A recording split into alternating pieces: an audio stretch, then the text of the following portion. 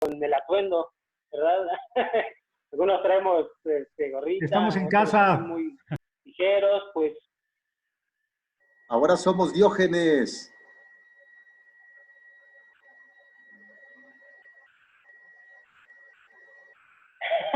Sí. No. Precisamente por esas condiciones que se han presentado, pues estamos en casa, ¿no? Humberto ya se congeló, pero con el gusto de verlo, de verdad, pues aquí presentes. Y sí, miren, les quería comentar, compañeros maestros, la idea de hacer esto más que nada, aparte de un café filosófico que lo hemos visto ya en la carrera, a mí me gustaría que sea una charla natural, hablando un poco de lo que pasa en este tiempo, de lo que puede pasar también, del cuidado de la vida, de la búsqueda y demás. Y sobre todo me gustaría que siguiéramos con este tipo de organismo. Me gustaría ponerle un nombre a este organismo. ¿Cómo ven ustedes el Ateneo? Muy bien, tú eres el de la idea, tienes derecho a bautizarlo. O ustedes también le podemos llamar, por ejemplo, los desterrados, los sin patria, no sé cómo lo vean ustedes. Los escépticos. Está padre el Ateneo, el Ágora. Ándale, sí. Miren, ahorita como el Zoom tiene un límite de tiempo, como no tengo pues no le he invertido economía al Zoom, vamos a estar nada más 40 minutos. ¿Qué les parece? Nos vamos a un pequeño receso y regresamos otra vez, les envío otra vez otra nueva liga y nos conectamos. ¿Qué les parece?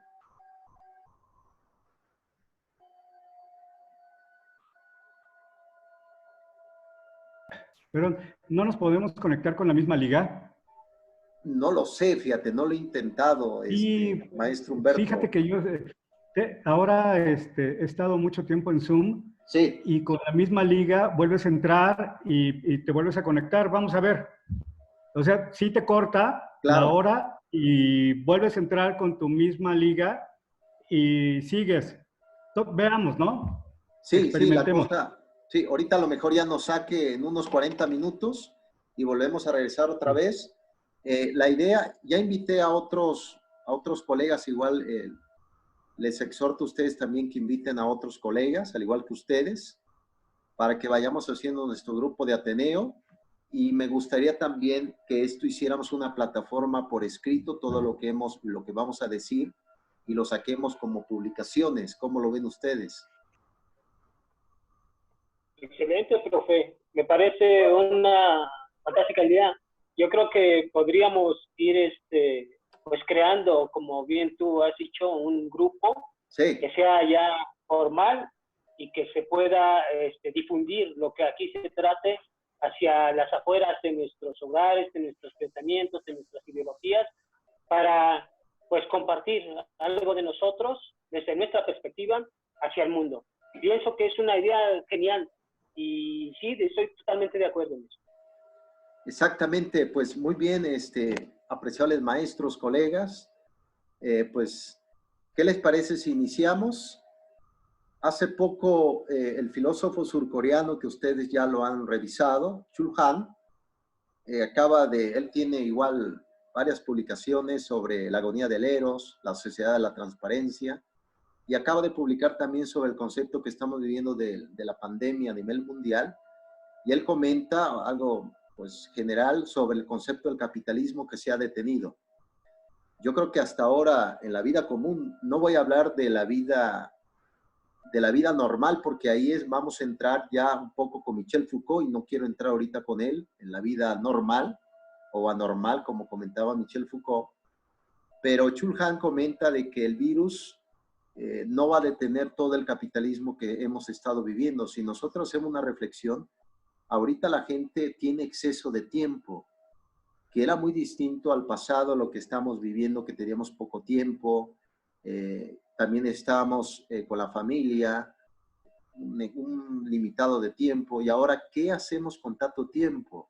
Entonces comenta Chul Han, el filósofo, que este virus no va a detener al capitalismo y sobre todo el consumo exacerbado que estamos viviendo, un consumo también de amor, entre comillas, un consumo de producto, un consumo de emociones, y también como que pierde también estructura la parte de la educación. ¿Se acuerdan cuando vimos la parte de la filosofía para niños? También cómo se le va a explicar a los niños lo que estamos viviendo.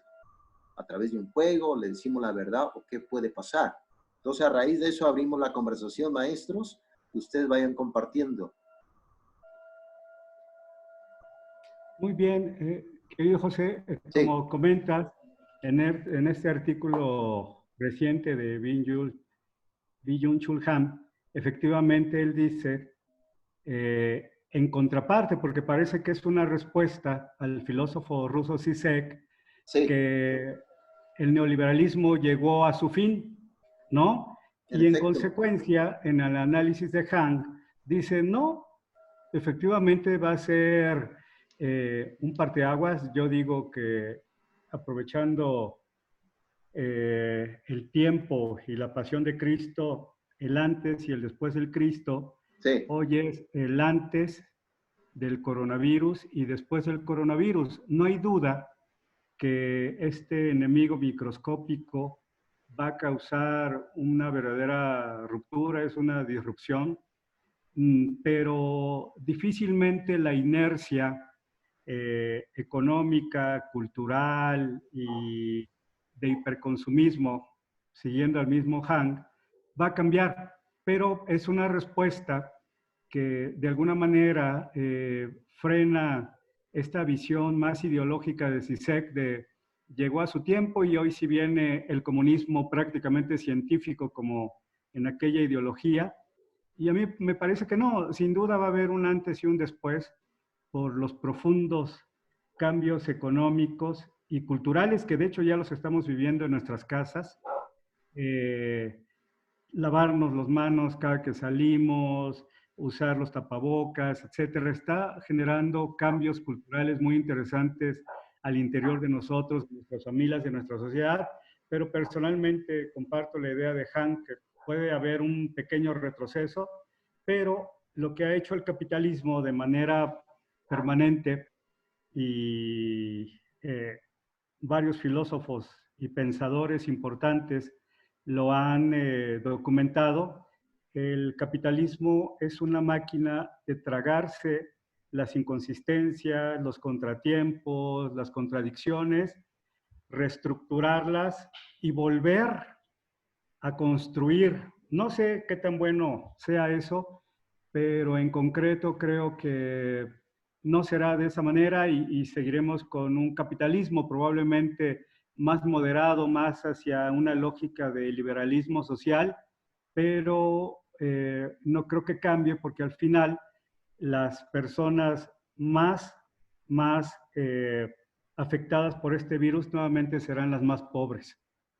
totalmente. Fíjate, interesante, maestro Humberto, y sobre todo, pues, vivimos en una sociedad muy positivista. Ya se acuerdan, por ejemplo, el Círculo de Viena del siglo XX, Rudolf Carnap, ahí estuvo un poco Karl Popper, estuvo Wittgenstein.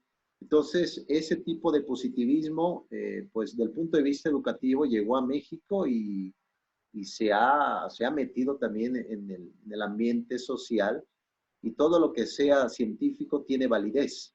Entonces, estas corrientes y la propia filosofía también se está empolvando. La filosofía ahorita también nos puede ayudar para desentrañar o para también dudar de lo que estamos, nuestras circunstancias del presente. Yo creo que, y lo has comentado muy bien, maestro Humberto, también nosotros aquí en la sociedad mexicana somos también muy incrédulos. Hasta yo podría decir que somos un poco inocentes por no caer en una grosería exacerbada en esta plática.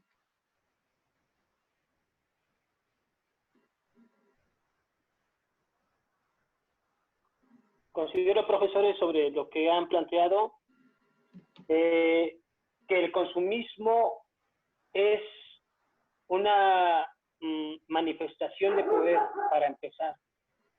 Ciertamente el consumismo es un mecanismo para manipular también.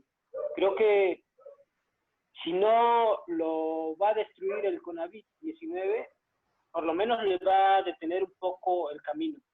Pero el consumismo finalmente va a seguir, porque por naturaleza somos seres que consumen. Y consumimos no solamente las cosas principales o necesarias, sino que consumimos cosas que no necesitamos. El mayor problema es ese, que sobre esas cosas que no necesitamos estamos tan arraigados como si fueran más necesarias que lo necesario. Sin embargo, creo que el tiempo del COVID-19 es un tiempo en donde se pueden rescatar muchos puntos importantes en la vida personal, porque incluso ahorita estamos hablando de manera general, en el ámbito general. Ahora, COVID-19 nos hace de manera forzada detener el camino de nuestra vida, el camino de la existencia. Pero, ¿qué vamos a hacer o qué estamos haciendo a raíz de este acontecimiento en lo personal? Para muchos esto es una amenaza, y ciertamente lo es, pero y es una amenaza que atenta contra la vida propia de mucha gente, y no estamos exentos. Pero dentro de esta calamidad que está ocurriendo, creo que hay cosas muy positivas que podemos rescatar en lo personal. Sin embargo, he ahí la tarea filosófica, la tarea de detenerse a pensar la situación y cómo esta situación está como obligándome a salir de todo esto externo a mí. Incluso me refugio en mí mismo. Es una especie de determinación en la que nos obliga a ensimismarnos en nosotros mismos, casi, como bien lo has dicho, profesor, en el mayor tiempo del día. Tenemos un exceso de tiempo ahora, pero si antes nos faltaba el tiempo, ahora nos sobra, y antes decíamos, ¿por qué no tengo más tiempo? Y ahora lo tienes, o lo tenemos, y entonces la pregunta es, ¿qué vamos a hacer con ese tiempo? ¿A qué nos confronta CONAVID, con este estar en nosotros mismos? ¿Qué es lo que tenemos que rescatar de toda esta experiencia? El consumismo va a seguir, inevitablemente va a seguir en ese tiempo, a lo mejor de menos gradualidad, y después se va a retomar nuevamente de manera masiva y en gran proporción, pero tenemos que estar atentos también al respecto de la educación. La educación es un pilar de cualquier sociedad e incluso de la misma familia. ¿Qué vamos a hacer con respecto al tema de la educación?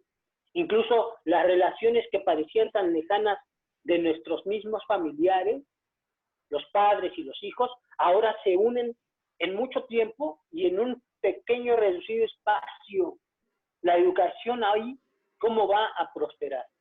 Por lo menos estas son cuestiones que yo me he planteado e intentado responder, pero sí implica un cambio rotundo de vida, absolutamente rotundo, ¿no? Y todo esto puede haber cosas rescatables si nos detenemos un poco a pensar sobre lo positivo, que inevitablemente existen estas cosas positivas ahorita mismo aquí, aislados en casa o a lo mejor siendo más libres desde casa, ¿no?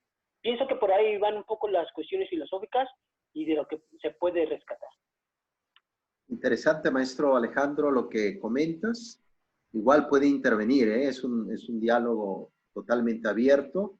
Me viene a la mente, al igual que hemos nosotros revisado el periodo helenístico, que ya en su momento hubo por ahí como esa decadencia filosófica, ya pasó la época del propio Platón, Aristóteles, antes Sócrates, y ya empiezan las escuelas helenísticas, los estoicos, Epicuro, que hablaba de la ataraxia, los estoicos del epogé, y a raíz de eso se va desarrollando el pensamiento, pero en efecto, lo que sí podemos estar de acuerdo nosotros es que la filosofía es peligrosa de entrada. La filosofía es escandalosa. La filosofía causa enojo, causa irritación. Entonces, considero yo que ahora en estos momentos también, y fíjense, me viene a la mente el propio Bauman, que él comentaba que las cosas pasan tan rápido que no tenemos certeza, no tenemos seguridad porque las cosas fluyen tanto, y me recuerda mucho a Heráclito, que todo fluye, todo cambia.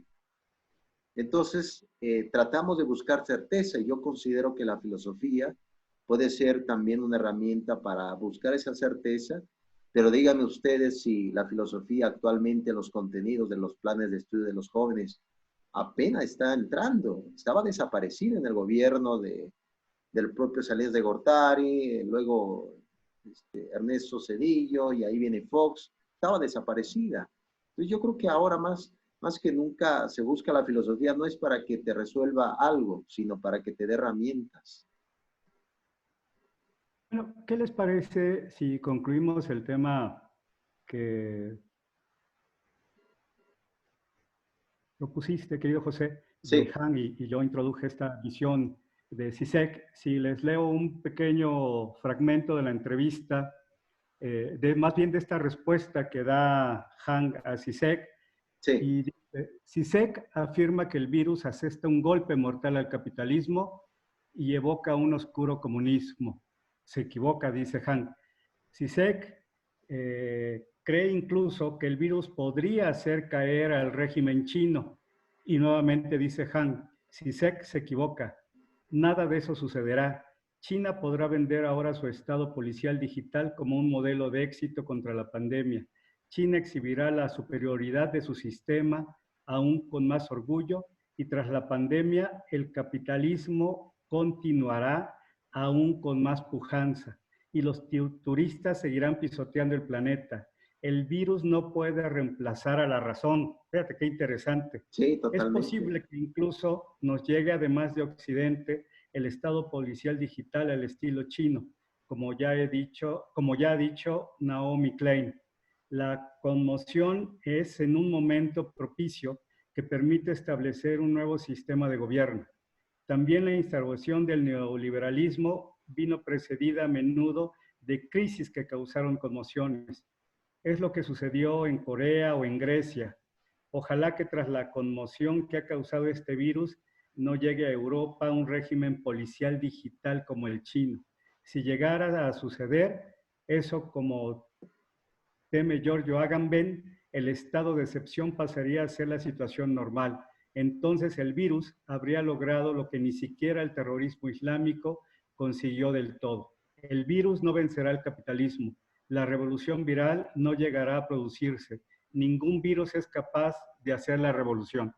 Cierro la cita, y con esto que yo de manera muy particular y personal veo y conecto, y hago esta conexión ahora que también, José, Sí. comentas acerca de nuestros pasados gobiernos. Cuando Lenin triunfa y la revolución bolchevique triunfa en 1917 en la Rusia, Lenin dice, bueno, ahora la revolución ya derrotó al zarismo, pero hay que tener mucha atención y mucha prudencia para que el zarismo no derrote a la revolución. ¿Qué quería decir con el zarismo no derrote a la revolución? Era la inercia cultural, todo ese bagaje que un cambio revolucionario o de régimen no corta de tajo. La inercia cultural, los hábitos, las costumbres se mantienen, y es por eso donde yo fundo este argumento de la mano con Han, en términos de que efectivamente el virus no sustituye a la razón, y un virus nunca hará la revolución. Quienes hacen las revoluciones son los seres humanos. Habrá cambios muy significativos en el planeta, sin duda. Se moderará, como bien comenta Alejandro, el comunismo también en una época, pero se rearticulará nuevamente el capitalismo en una modalidad distinta, y muy probablemente sigamos con este régimen político. Yo creo que hoy es lo que nos está sucediendo en el gobierno de la Cuarta T. Ganaron con 30 votos, desde mi punto de vista personal, no han podido hacer bien las cosas y toda esta avalancha de pasiones, de inquietudes, de necesidades de la gente, muy probablemente antes de tiempo, probablemente en el 21, veamos ya hacia dónde vamos a virar ante el fracaso que ha tenido por lo menos hasta este momento este gobierno, ¿no? Y en ese sentido, sí, ya hicimos la revolución, dijo Lenin, pero ahora cuidémonos que esa inercia cultural no desfonde esa transformación que estamos haciendo. Interesante, maestro Humberto, qué bueno que lo retomas. Estamos un poco como eclécticos, como sirenaicos, nos vamos, venimos, pero lo interesante es lo que tú comentas sobre un estado policíaco que es el gobierno de China. De entrada, yo considero que es pues muchos gobiernos quisieran tener un concepto, como lo comentó Bentham, que lo retoma Michel Foucault, el concepto panóptico de que te vigila y te castiga, ¿no?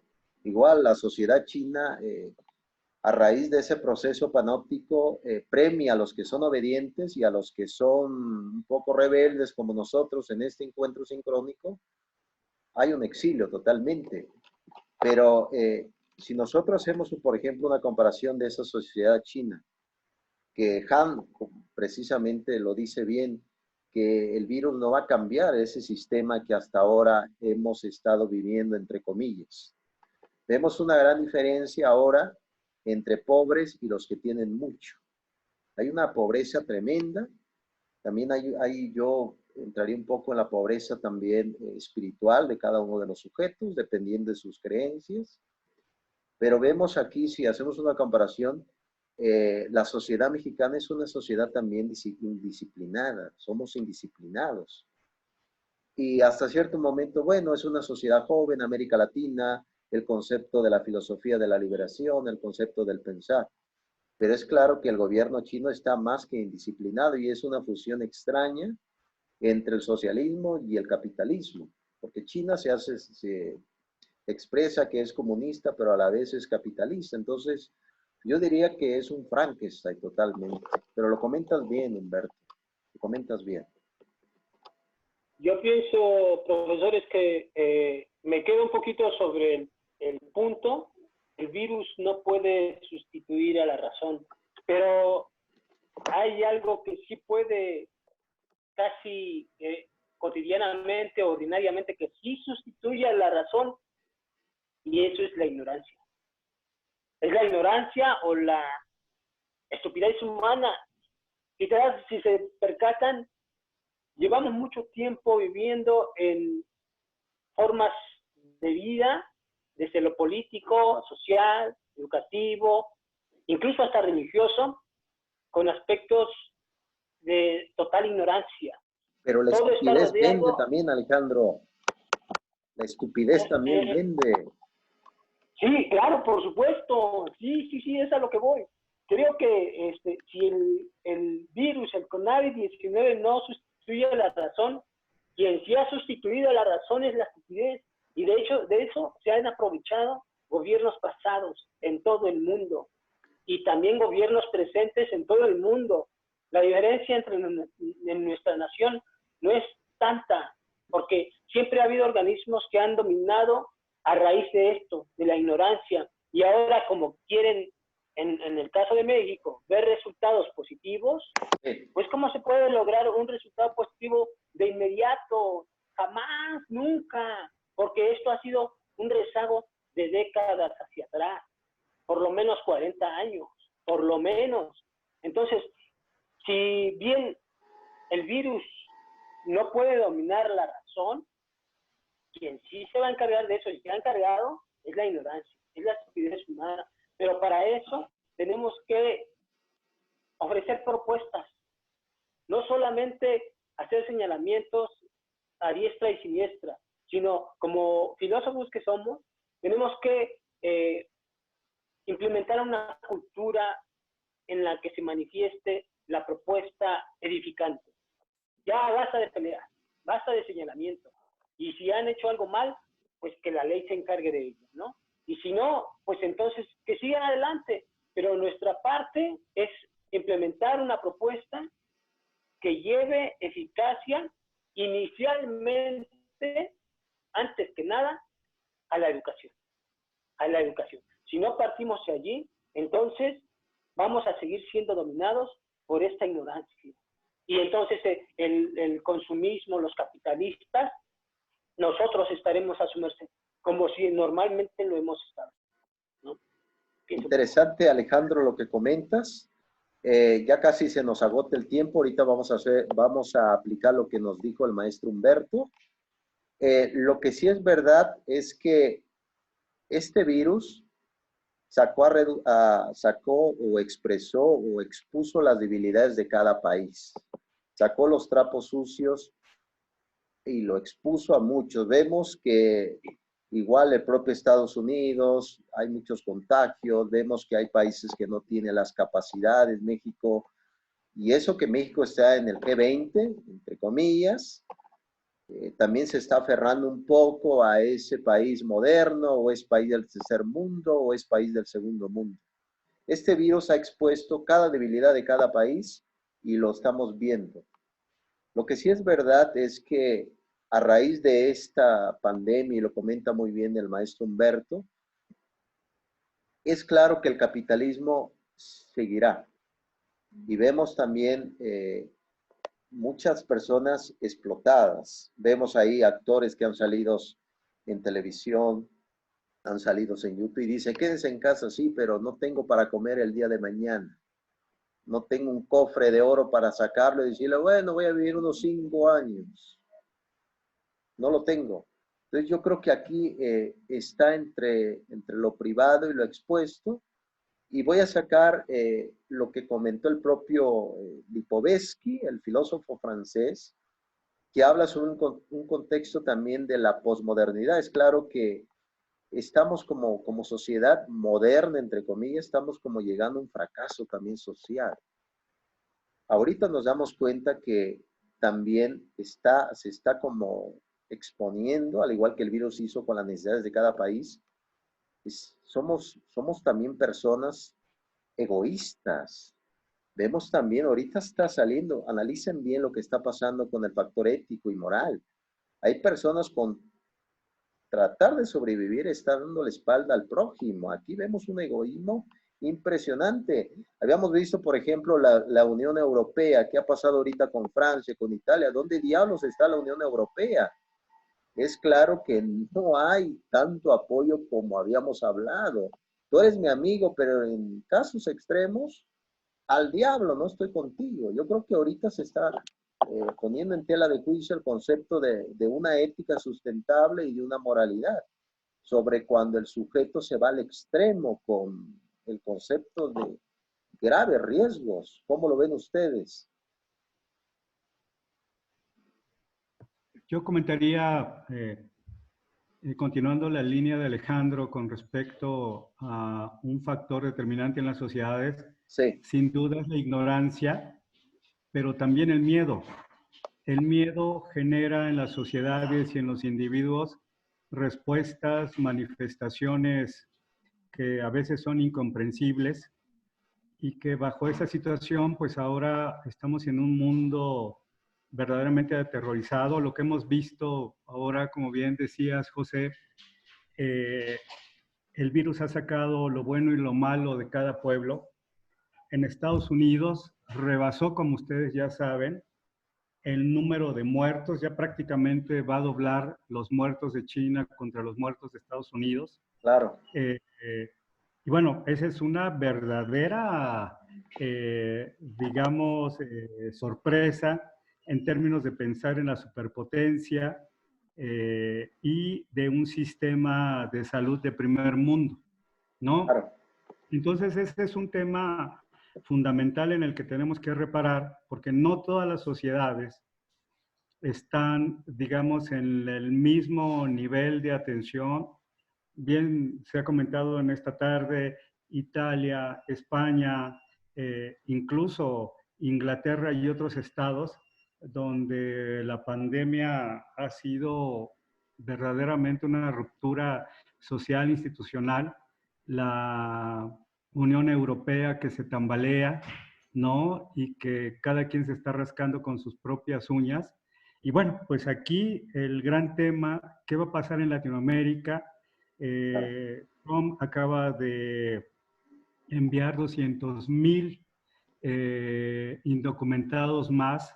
En Tijuana el día de hoy hay una nota alarmante porque el Hospital Central de Tijuana ya estaba rotado en sus 2 pisos con casos de COVID-19 y neumonía típica, que al final es COVID-19, y van a empezarse a desbordar nuestras instalaciones médicas, y la pandemia en sí misma como el virus, pero más el miedo, va a generar un antes y después, nuevamente repito, del coronavirus, y tendremos que estar muy pendientes en términos de cómo podemos nosotros hacer una propuesta para reestructurar o para repensar la ética, la moral, la solidaridad, esas cuestiones humanas que solo ve la filosofía, ¿no? Y que hoy ante el fracaso de la ciencia y del militarismo, porque es impresionante que ahora un bicho tan microscópico le gane a la ciencia y le gane al militarismo y a la solidaridad de los países. Creo que es un momento fundamental en el que la filosofía, retornando a esa visión originaria de los socráticos y incluso de los presocráticos, nos preguntemos por la vida. O como lo dijo Kant, ¿no? Lo fundamental es el ser humano como tal, y de ahí desprenderse todas las demás nociones, incluso la tecnología y la ciencia. Claro, excelente, maestro Humberto. ¿Qué les parece si vamos saliendo de esta primera parte y nos volvemos a conectar en un momento? ¿Qué les parece, apreciables maestros? Sí, estoy de acuerdo, profesor. Sí, nos vemos, como comentó el maestro Humberto, a la misma liga y a ver qué pasa. Si no, ahorita vuelvo a abrir una nueva página y se los envío a ustedes. De todos modos, este video que estamos haciendo lo voy a subir a YouTube. Ya existe un canal de YouTube que se llama Café Filosófico, ahí lo voy a subir. Entonces, a raíz de antemano de esta plática, vamos a generar un escrito y subirlo también a una plataforma. Muy bien, voy cerrando, maestros, y ahorita volvemos otra vez a iniciar con la misma liga, a ver qué pasa. Bien.